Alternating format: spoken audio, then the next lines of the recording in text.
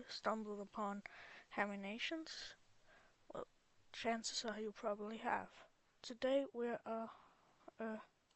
reacting to my ADHD dad.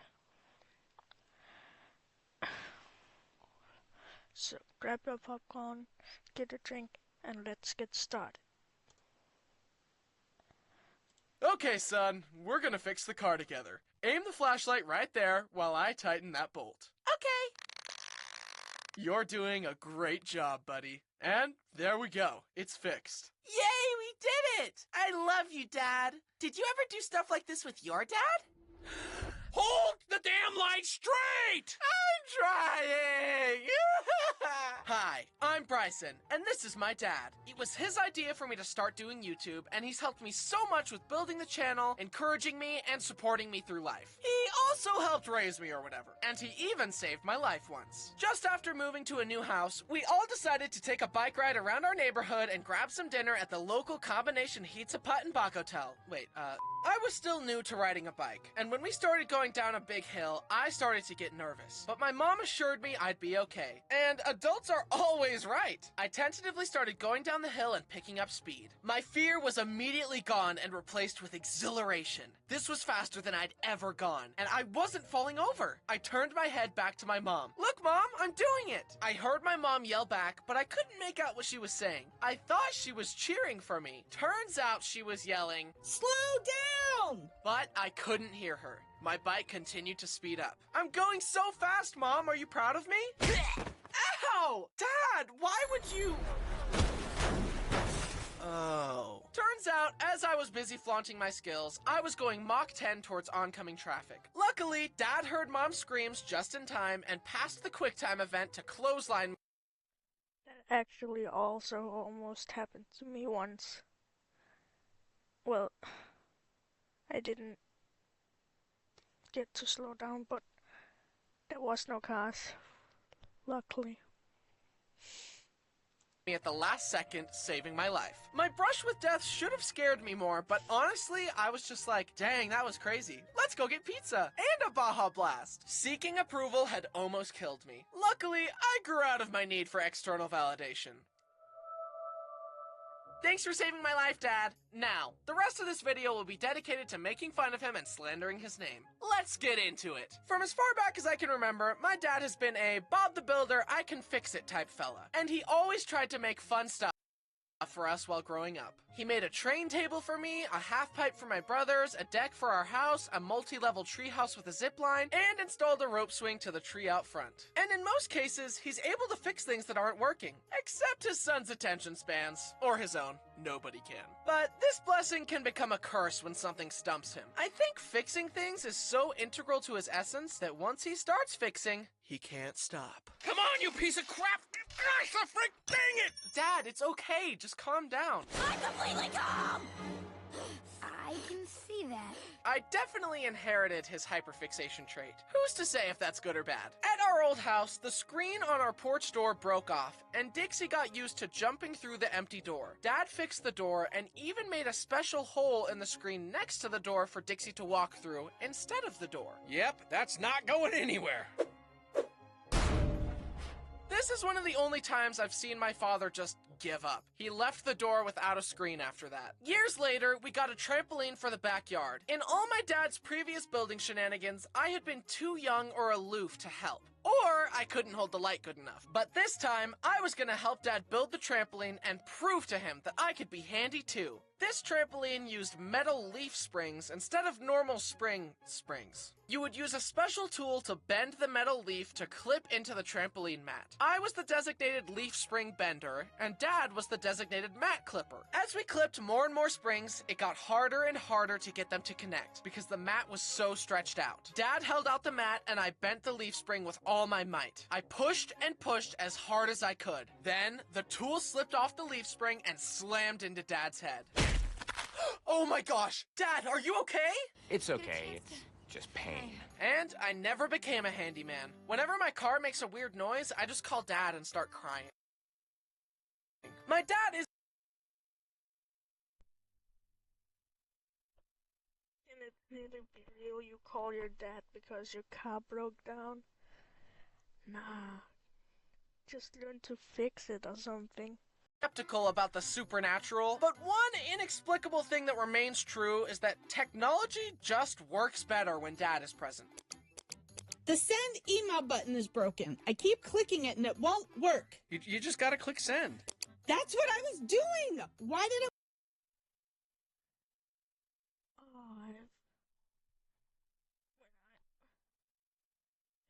In school once, I had a teacher and our computers wasn't working. He came over and they suddenly started working.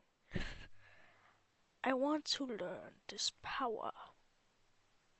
Work for you. This is such a double whammy, cause it makes you look stupid even though you were doing the exact thing that Dad did. But the computer just likes him better, I guess. I wouldn't be surprised if I learned that Dad has Fix-It Felix's magic hammer secretly on his person at all times. Apparently, all dads have pre-programmed dialogue that they say in all applicable situations. Here are some of my dad's classic phrases. Alright guys, come on, let's go. Don't rotate my chair. See, the crispy part of the egg? That's what's known as a Maillard reaction. It's when food almost burns but not quite, which enhances the flavor and gives it a caramelized texture. Where's the remote? Where's my tools? Where's my phone? Where's my wife? Out of my way, out of my way. I need to be right there.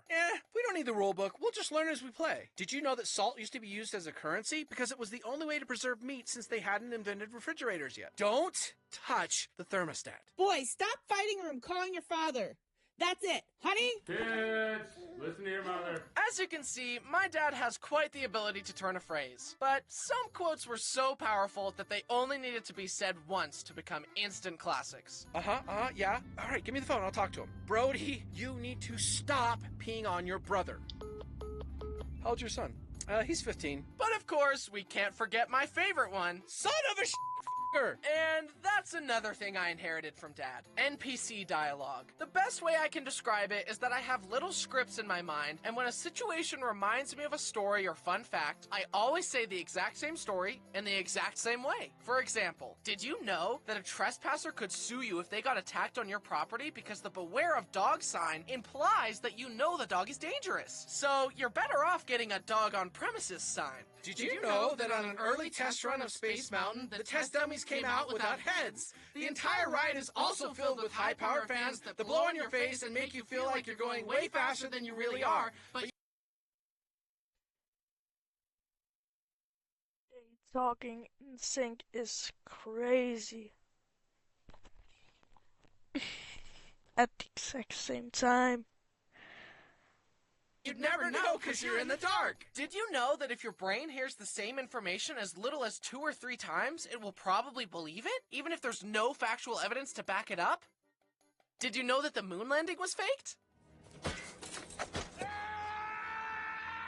Did you know that the actor actually broke his toe right there, so the scream was real? Yes, I know! I've heard these sound bites 100 times before! Get some new material! My dad and I aren't just similar in our hyperfixation and fun fact spewing. Apparently, we also look alike. One time, we were on a plane. I was on the aisle seat, and my dad was directly across from me. The flight attendant was walking by and stopped dead in her tracks, looking back and forth between us. Are you father and son? You look exactly alike. You should enter a father-son look-alike contest. Ugh, what? That ugly mug? Say psych right now. Please, say it ain't so. And apparently we sound alike, too? Personally, I don't hear it, but to each their own. My dad is very smart in a lot of ways. He has an engineering degree and master's degree in business, but he doesn't always apply his knowledge in the best way. One time on a road trip by the coast, Dad wanted to drive our Suburban onto the sand with all of us in it. Dad, no. Don't do it. We'll get stuck on the sand. Please, no. We're doing it! Woohoo! We're sinking! Don't worry, I'll just hit the gas pedal harder. Wow, who could have predicted this? This should have been the moment where I realized that adults don't know everything, but embarrassingly, it took me becoming one to realize that most adults are just children, but bigger, some of which have access to the nuclear launch codes. Kinda a bummer. I know. And apparently, not applying his knowledge correctly went way back to his youth. Back when my dad was in college, he had to bike to his classes in the snow. Uphill both ways, of course. He turned a corner and the bike slipped on a patch of ice. His laptop bag was covered in snow and he went back home to make sure nothing was broken. Luckily, it was okay, just a little dented. Then he got back out on his bike and he assumed that since he knew the ice was there, that this time he'd be able to bike over it more carefully. So instead of going around, he took the same path and slipped again. My dad taught me that the definition of insanity is trying the same thing over and over and expecting a different result. And yet, my dad is known If that's the definition of insanity, then I'm insane.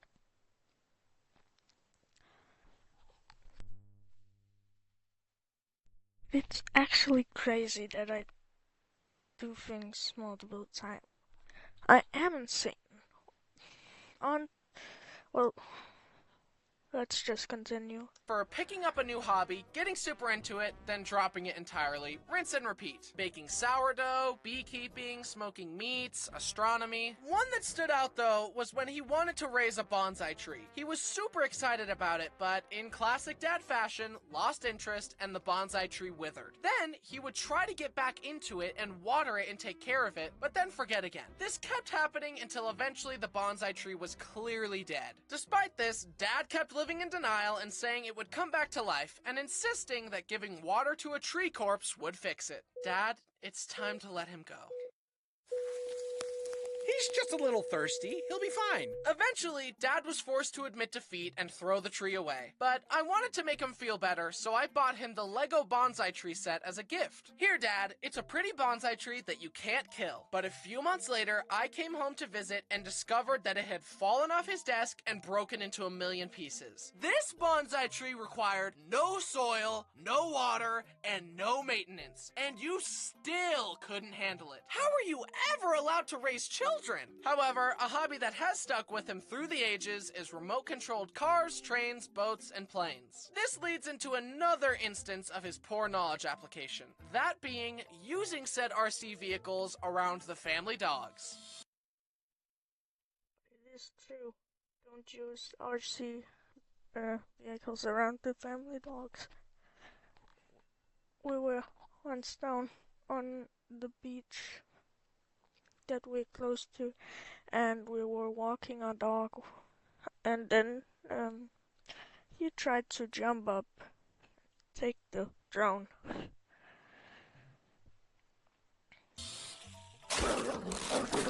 You would think that after seeing this happen that he'd, I don't know, put the dogs inside or fly his RC toys somewhere else, but nope. The same story has happened on pretty much every family camping trip. No! Stupid dogs! No! Stupid dogs! No! Stupid dogs! Yeah. Wait, by his definition, then he is a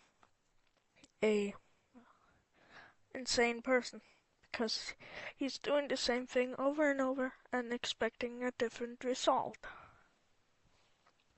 They're the stupid ones. But the sad thing is, if the dogs don't destroy the RC planes, Dad definitely will. I can't count how many RC planes he's crashed. It's not even a question of if he will crash them anymore, it's when. On our most recent trip, Dad bought a big fancy plane that could take off and land in the water. He gathered us all together to watch its maiden voyage, and we all just watched sadly, anticipating the inevitable.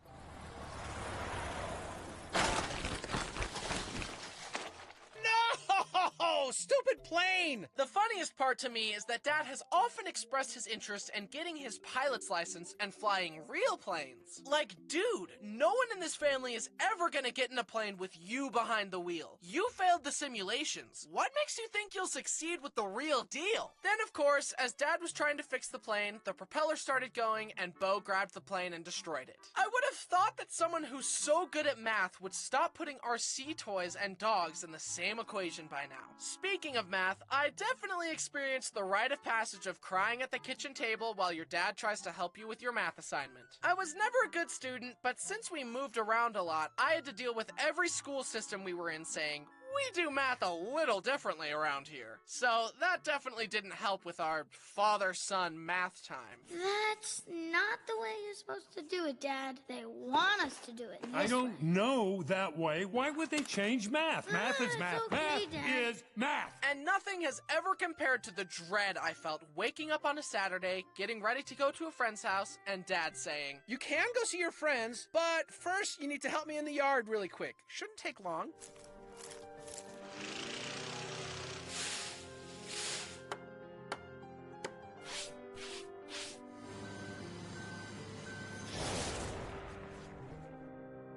Somewhere along the way of all Dad's projects, he got crooked for several months while waiting for surgery. It was the only way to walk without horrendous pain, and it was genuinely hard for me to fight this intrusive thought.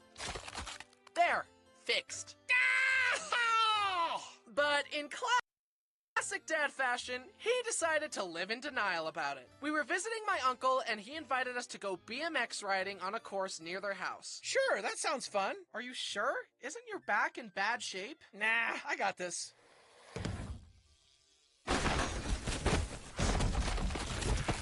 This was a good idea! Although,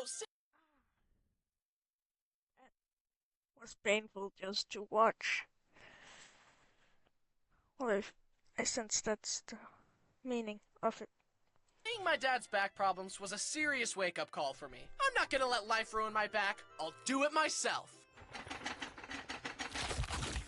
In conclusion, I'm grateful to my dad for encouraging me to follow my passion and helping me build my career. And then letting me use said career to make fun of him in front of millions of people online. Yeah, about that. Me and the board of directors have discussed this blatant defamation, and we've unanimously voted to kick you out of the channel. But you can't do this to me. I started this company. You know how much I sacrificed? Hi, I'm Bryson, and today I've created the most entertaining and epic video you could ever imagine. So let's just get into it. Yeah, I'll just figure it out as I go.